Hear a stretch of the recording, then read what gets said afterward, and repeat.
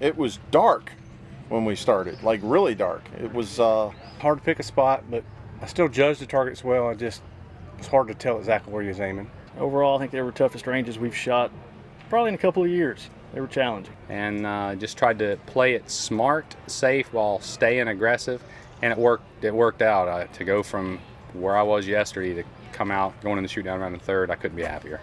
It was very difficult to judge probably for the first 5 or 6 targets for me, and I think just about everybody but Danny McCarthy.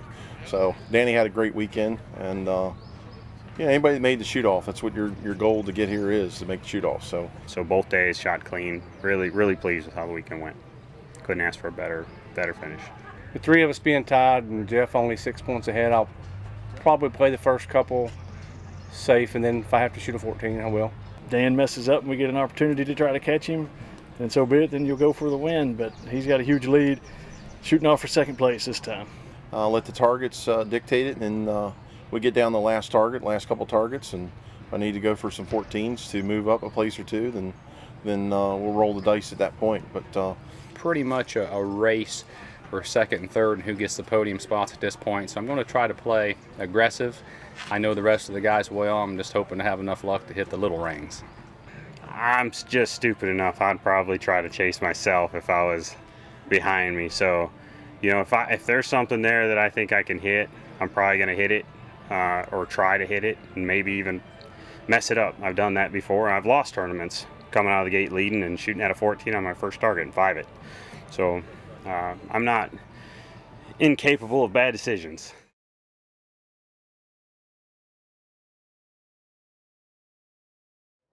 Welcome to the Open Pro Shoot-Off. You guys are going to get excited about this. These resumes are quite impressive. We're going to start off with a 5-time ASA Shooter of the Year as a fingers champion and more than 30 ASA wins as a fingers champion. He's a winner in the Texas Metropolis event. Also shooting for Black Eagle, Conquest, Scott, CBE, and Shrewd. A pro for 23 years, shooting for Matthews. From Henniger, Alabama, Joseph Goza with a 412 and 10 bonus rings. Finishing second at the ASA Classic last year with multiple shoot-down appearances, from shooting from Scott, CBE, Easton, Gelco Outdoors, Shrewd, and Feather Vision. As a pro for 14 years, shooting for Matthews, from Van Buren, Arkansas, Chris Hacker with a 412 and 12 bonus rings.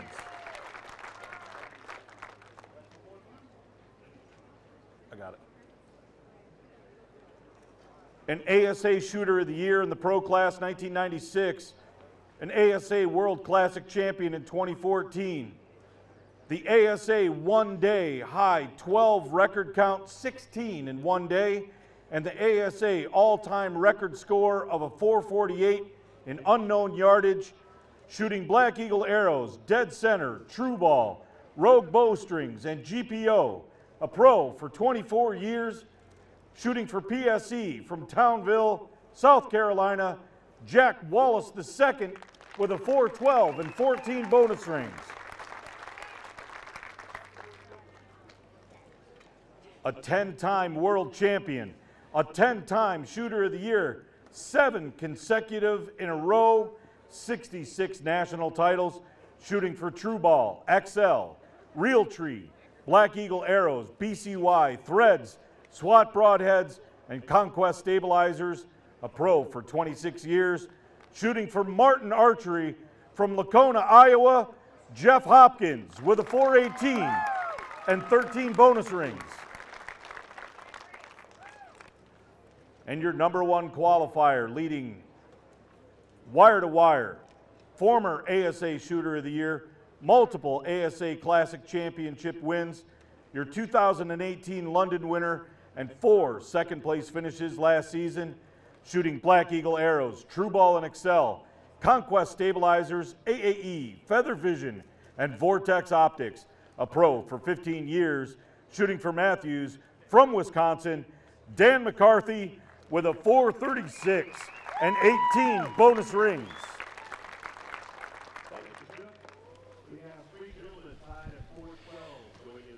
So there you go. Now you know more about the shooters, where they're from, and how deep their resumes are. I'm Greg White, sitting next to Nathan Brooks as we are getting ready for our first arrow of this Open Pro shoot down. Upper left-hand part of your screen, you can see the scores they came in with. Nathan, Dan McCarthy shredded a not only a very difficult course, 2 different days, but very difficult conditions this morning with the cold, with the lighting conditions, and he's just on fire. It's just ridiculous. I mean, I can't explain it any other way. What he did is just amazing. When he's on, there's nobody better. Absolutely nobody. That includes every shooter of the year that's ever played this game, or anyone. He is the best out there, in my opinion, when he's on. So first up is going to be Dan McCarthy.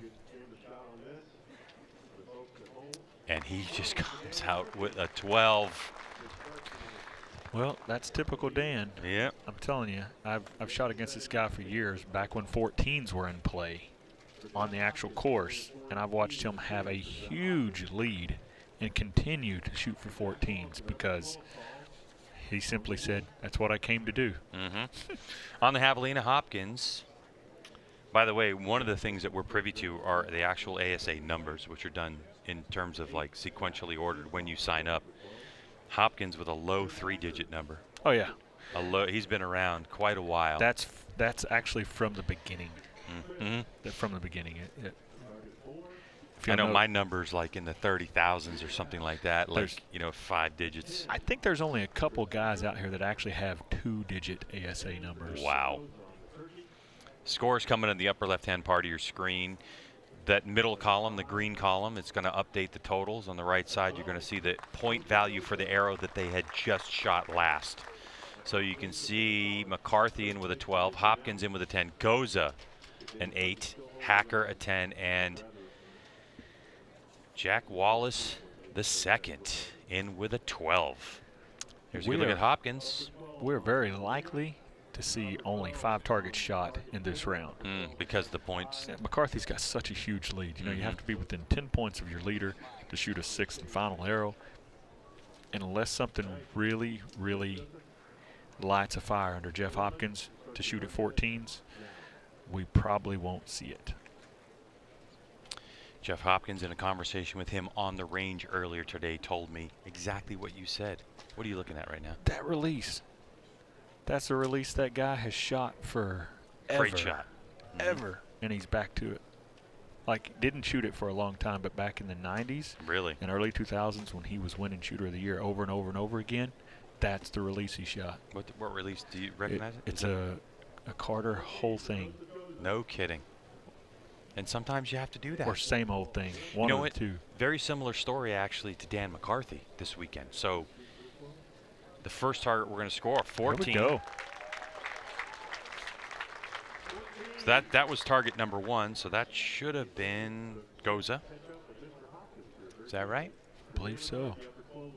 He's a nice little wink there Yeah. from McCarthy. Just want to good finish story try. about McCarthy. So McCarthy, who is a button shooter for years and years and years, about 2.5 years ago, he just decided, I'm going to commit to shooting a hinge release for 3 years.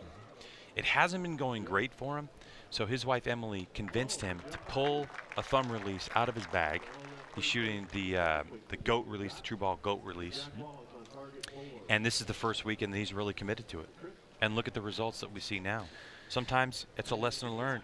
He's very comfortable with a thumb button release, as opposed to, he's good with a back tension, but he felt that it was just a little bit too slow, and he doesn't have a moon to speed it up. So he's like, all right, we'll just go back to the thumb button. I think that guy would know someone that could get him one that was a little faster. They don't make them anymore. So we literally had a conversation saying, man, just reach out on the internet and say, oh, this is what I'm looking for. So anyway, Dan's in with a 10. Hopkins in with a 12. Goza with a 5. Hacker 10. And Wallace the second in with a 14. Well, Nathan, this is really incredible. I mean, normally in Open Pro, we don't see a lead like this coming into the shoot downs. So for a guy like Dan McCarthy to get another win like this would be, pretty spectacular. I mean, do you think, from your experience, you would have relaxed nerves going in with a big lead like that, or more nerves saying, I don't want to just throw one or judge one? You know what I mean? Like, it's so weird. It's relaxed. Is it me. relaxed? I mean, Okay. McCarthy's pretty relaxed even if he doesn't have a lead. Yeah, he's pretty chill. He's pretty chill regardless. But give me that lead every time. I would love a 20-point lead going in. But with the way Hopkins is shooting, it's down to 18. Look at that. Another It 12. was another 12. He's like, I'm just going to show you guys that you're not quite up to par yet. It's incredible. Hopkins, when I talked to him on the range, just said, because they were shooting, together as a group, because after the day one scores, they bunch the shooters up who were the top 4 and then on down the line. And Hopkins told me as we were deep into the round this morning how much he's enjoying watching Dan McCarthy shoot, because he was just stroking it so well. And he just, even though he was behind, Hopkins had, just said, look, it's a real pleasure to watch him do what he's doing right now. And that's the kind of privilege you get when you come out and shoot in the pro class and you get the top of the board. You get to see someone like Dan McCarthy go after a run like this. 12.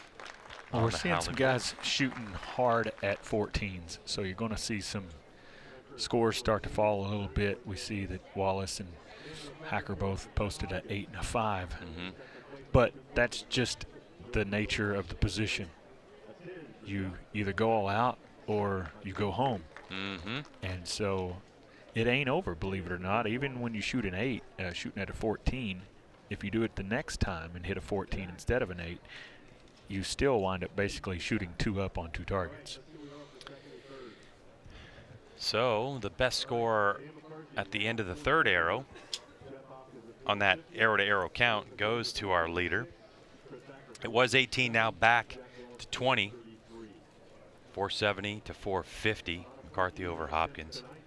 In third spot is Jack Wallace II at a 446. Now Wallace II, Hacker, and Goza all came in at 412s. They were 12 up, with Wallace II having 14 bonus rings.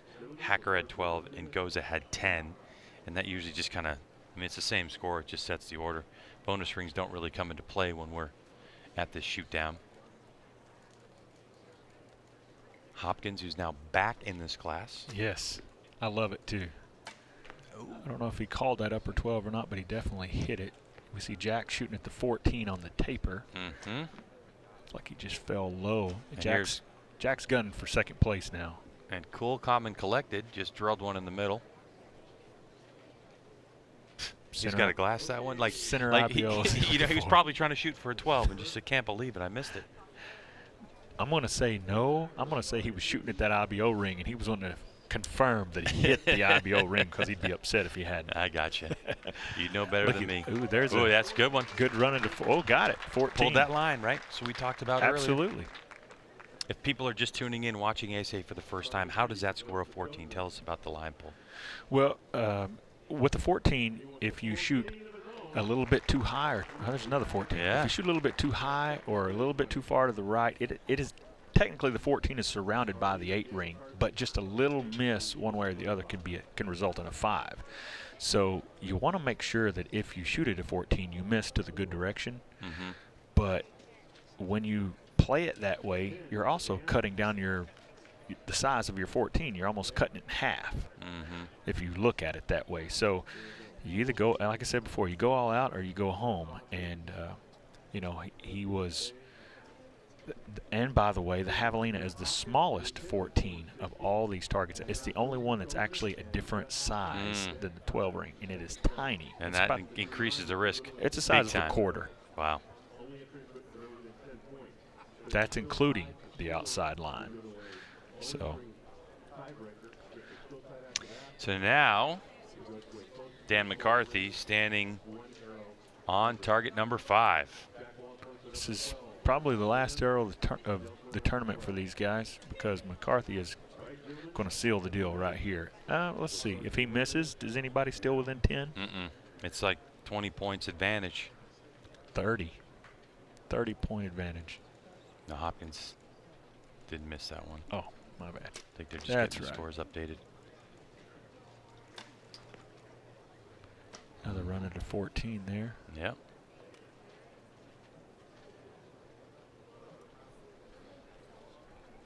Let me tell you something that is interesting about this that we just see from here. Boom. You just look at there's your winner. Absolutely. Mm-hmm. Dan McCarthy just won. Great performance. No surprise. No surprise. Great performance. You know, Tim Gillingham said it. He kind of felt like he won it out on the course. And that's exactly what Dan McCarthy did coming in. Congratulations from his wife. The long drive down here in their tightly packed Prius. we play a little game when we're driving up and down the road. Me and my wife do. There's Dan and Emily. Every little Prius we see. So we'll see how these scores shake up in terms of how the finishing order. It looks like Hopkins is going to be in a comfortable second spot. A little bit of redemption from Foley when Hopkins missed an arrow, missed a target altogether. Yeah. It's so good to see Hopkins out here shooting with the men's Open Pro again, because the guy's actually had some accidents recently, hanging a deer stand and fell and hurt himself, and had to get healthy again. Shot senior pro last year and finally said, you know what, I feel healthy again. I want to give it another shot. And here he is, 2 tournaments in a row. He's made the shoot off. It's pretty amazing. And he's such a nice guy. Yeah. Yeah, he helps me out a lot on the range. He gives me all kinds of information about the course, how it plays out. And he was one that told me for sure the course today, the conditions were more difficult than the actual targets that were set up. So big round of applause go out to Dan McCarthy, who's going to wrap this one up. So it looks like we have is that a tie for second place for Hopkins and Goza? Then you're going to have Hacker and Wallace, the second, in 5th spot.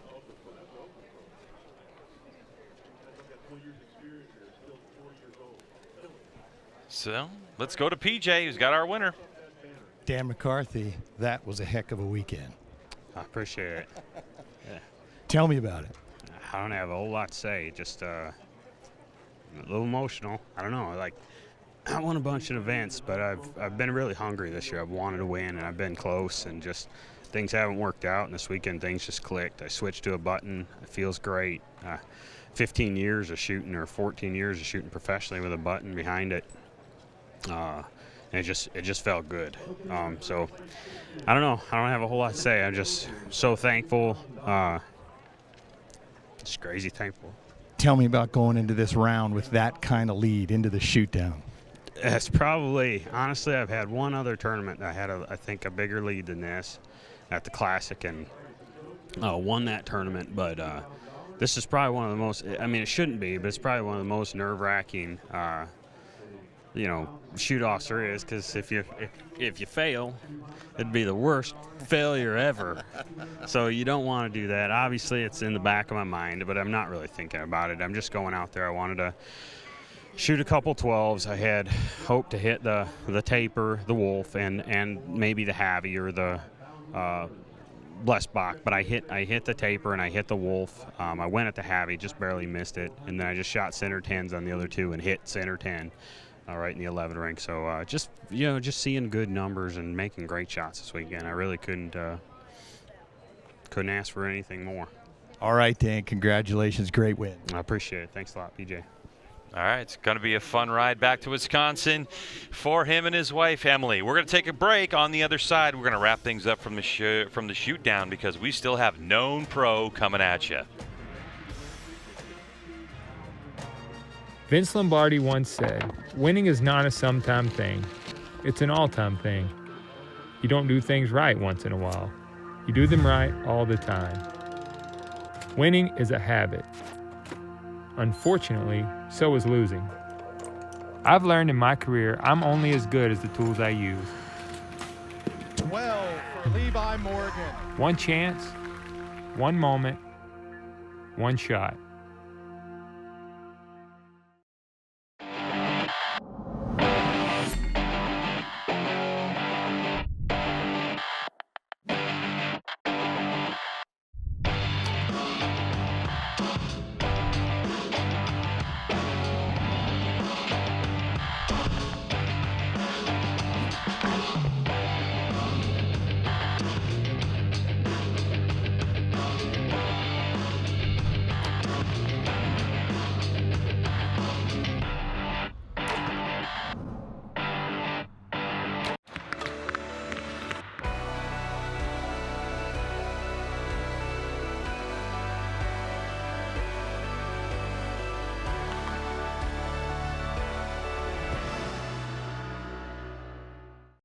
Get in the red zone. Carbon Express's small diameter Maxima Red SD, taking big game hunting to an all-new level, making other competitors' single spine arrows obsolete. Patented tri-spine technology controls arrow flight, delivering better downrange energy and accuracy, all in a small diameter shaft. Think you're shooting the best hunting arrow in the game? Think again. Stay in the red zone. Assume nothing and shoot Carbon Express. Cam's coverage of the 2019 Mackenzie ASA Pro-Am Tour is brought to you by Vortex Optics.